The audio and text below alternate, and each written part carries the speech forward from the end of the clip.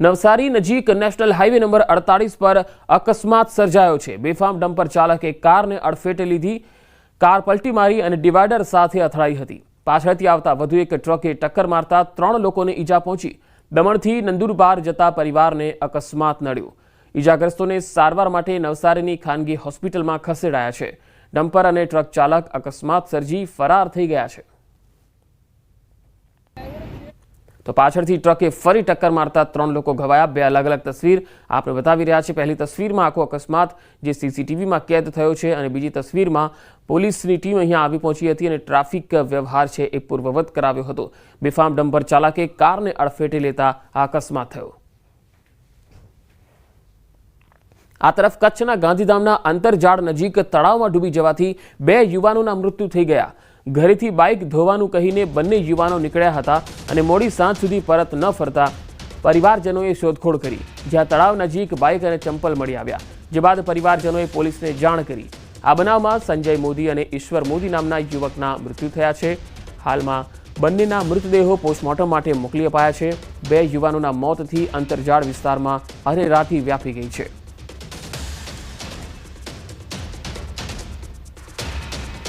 રાજકોટમાં મોમિનોઝ રેસ્ટોરન્ટમાં બબાલ થઈ ગઈ। અહીંયા 3 શખ્સોએ મફતમાં ભોજન ન આપતા બબાલ કરી પોતાના જ માથાના વાળ ભોજનમાં નાખ્યા। રેસ્ટોરન્ટની બેદરકારી બતાવી ખોટી રીતે બબાલ કરી। સાધુ વાસવાણી રોડ પરની આ ઘટના છે જે ચોંકાવનારી પણ છે। આ ઘટના સીસીટીવીમાં કેદ થઈ છે।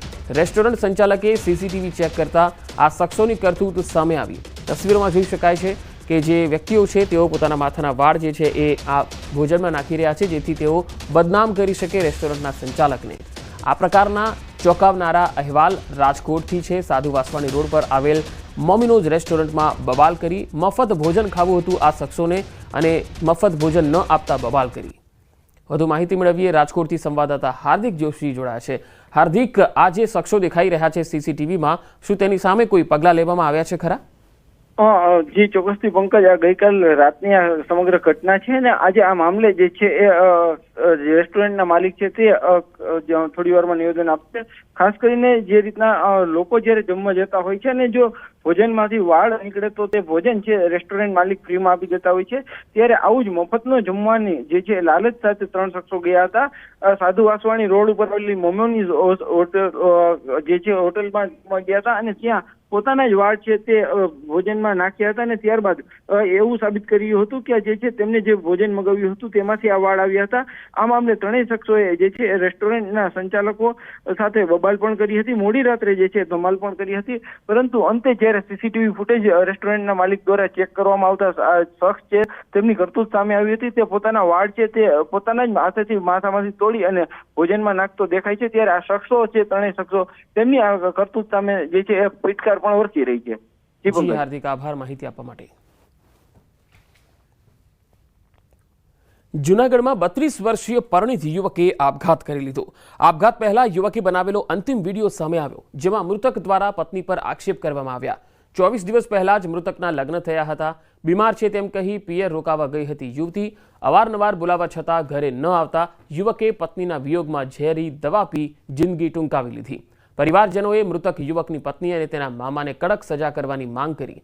પોલીસે સમગ્ર મામલે ગુનો નોંધી વધુ તપાસ હાથ ધરી છે। એના 2 જલ છૂટી ગયા છે, બરોબર। એના મમ્મી પપ્પાએ એમ કીધું હતું કે ભાઈ આ કરતો નહીં, કે આ તારું છે ને લગ્ન પછી છોડાવશે અને આ મામો દીકરી 2 ભેગા રહી છે અને પૈસા પડાવવાનું કામ કરે છે, બરોબર। એટલે એને સજા થવી જોઈએ તો જ મારી આત્માને શાંતિ મળશે, બરોબર। તા લગન મારી આત્માને શાંતિ નહીં મળે। એના મમ્મી તો પત્નીના વિયોગમાં પતિએ આપઘાત કરી લીધો અને 24 દિવસ પહેલા જ હજુ તો આ યુવકના લગ્ન થયા હતા। આ સમગ્ર મામલે પોલીસ તપાસ કરી રહી છે। મારા ભાભી સમજ્યા જ નહીં, પછી એને છેલ્લે નિર્ણય લીધો એને કે મારા ભાઈને એમ કીધું પિયુષને કે તું અહીંયા આવી જા, જેતપુર રહેવા આવી જા ઘર જમાઈ, તો હું તારી સાથે સંબંધ રાખું, બાકી હું તારે છૂટા છેડા હું લઈ લઉં। એટલે આની સજા છે ને એ 2 મામા દીકરીને બધી ઝાડમાં ફસાવાની છે અમને, એની આ બધી સજા થાય ને નમ્ર વિનંતી મારી ના, જેથી કોઈ બીજા છોકરા પગલું ભરી શકે નહીં। સોશિયલ મીડિયામાં તેમને લખેલી સુસાઇડ નોટ અને જે 5 મિનિટનો જે વિડીયો બનાવેલો છે તે વાયરલ કરવામાં આવેલો, જેમાં પોતાની મૃતક પિયુષભાઈ છે તેમણે પોતાની પત્ની અને તેના મામાજી ઉપર આક્ષેપો કરેલા. દાહોદમાં મનરેગા કૌભાંડ મામલે વધુ એક ફરિયાદ નોંધાઈ છે. બળવંત ખાબડ સામે વધુ એક પોલીસ ફરિયાદ થઈ છે. ભાણપુર ગામમાં મનરેગા હેઠળ મંજૂર કામોમાંથી 11 કામો કરાયા ન હતા. મંત્રી બચુ ખાબડના પુત્ર બળવંત ખાબડની એજન્સીને 33.86 લાખ રૂપિયાનું માલ સામાનના બિલ પેટે ચૂકવણું કરી દેવાયું. જામીન પર મુક્ત થયેલ બળવંત ખાબડને ફરીથી ધરપકડ કરી લેવાતા ખળભળાટ મચી ગયો છે. દાહોદ ટાઉન બી ડિવિઝન પોસ્ટે ખાતે ડીઆરડીએ કચેરીના અધિકૃત અધિકારી દ્વારા એક ફરિયાદ આપવામાં આવી હતી. જે મનરેગા પ્રકરણને લઈને જે ફરિયાદ થઈ હતી એમાં એક વધુ એફઆઈઆર થઈ છે, જેમાં ધાનપુર તાલુકાના ભાણપુર ગામે કામો નહીં કર્યા હોવા છતાં પણ બિલોની ચૂકવણી અને પેમેન્ટ લગતની વાત છે. જે ફરિયાદ અન્વયે તપાસ કરતા મળેલા પ્રાથમિક પુરાવા આધારે બળવંત ખાબડ નામના વ્યક્તિની ધરપકડ કરી છે. રાશન કાર્ડનું ઈ-કેવાયસી કરવું ફરજિયાત થયું છે. તેના માટે સરકાર મહત્તમ પગલાં લઈ રહી છે.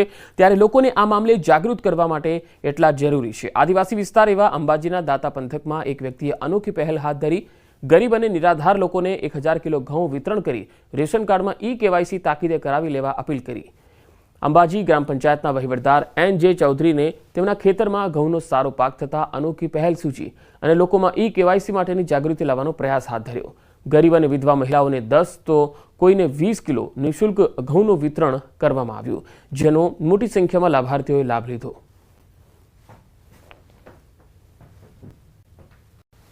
ઈ-કેવાયસી લોકો નહીં કરાવે તો જેમનો રેશન કાર્ડનો જથ્થો જે પુરવઠા આપે છે એ જથ્થો સરકાર 100 ટાઈમમાં બંધ કરવાનું વિચારી રહી છે. જેથી અમે અમારા ખેતરમાં સારો પાક થયેલો ઘઉંનો એ અનુસંધાને અમે જરૂરિયાતમંદ અતિ ગરીબ જેને વૃદ્ધ પેન્શન વિધવા પેન્શન મળે છે એવા લોકોને 20-20 કિલો ઘઉં આપી અને ઈ-કેવાયસી બાબતે અમે જરૂરી સમજણ આપી, બરાબર, અને એ લોકોને મદદ કરવાની અમારી એક ભાવનાથી અમે આજે 50 મણ ઉપરાંત ઘઉંનું વિતરણ કરેલ છે. રાજ્યના વધુ સમાચારો પર નજર કરીશું. હાલ રોકાઈશું એક વિરામ માટે.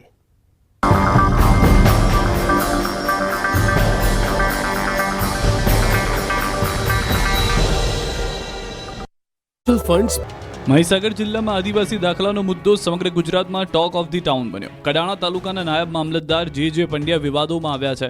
વર્ષ 2023માં મામલતદારની ગેરહાજરીમાં જે પંડ્યાએ એક જ દિવસમાં 357 આદિવાસી જાતિના દાખલા ઇસ્યુ કરી દીધા હોવાનું સામે આવ્યું છે. જે મામલે સંતરામપુરના નાયબ કલેક્ટરે ફોજદારી ગુનો દાખલ કરી શિક્ષાત્મક કાર્યવાહી કરવા માટેની દરખાસ્ત કરી. આ મામલે કડાણાના હાલના મામલતદારે પોલીસ ફરિયાદ નોંધાવી. ફરિયાદના આધારે નાયબ મામલતદાર જે પંડ્યા સામે પોલીસે વિવિધ કલમો હેઠળ ગુનો નોંધી વધુ તપાસ હાથ ધરી. તપાસમાં ખુલાસો થયો છે કે કડાણા મામલતદાર કચેરીમાં જાતે બની બેઠેલા મામલતદારે અડધા દિવસમાં જ 357 આદિવાસી હોવાના દાખલા ઇસ્યુ કરી દીધા હતા. આરોપી પંડ્યાને આદિવાસીઓના દાખલા આપવાનો અધિકાર ન હતો, છતાં ઉપરવટ જઈને જે દાખલા ઇસ્યુ કર્યા તે હકીકતે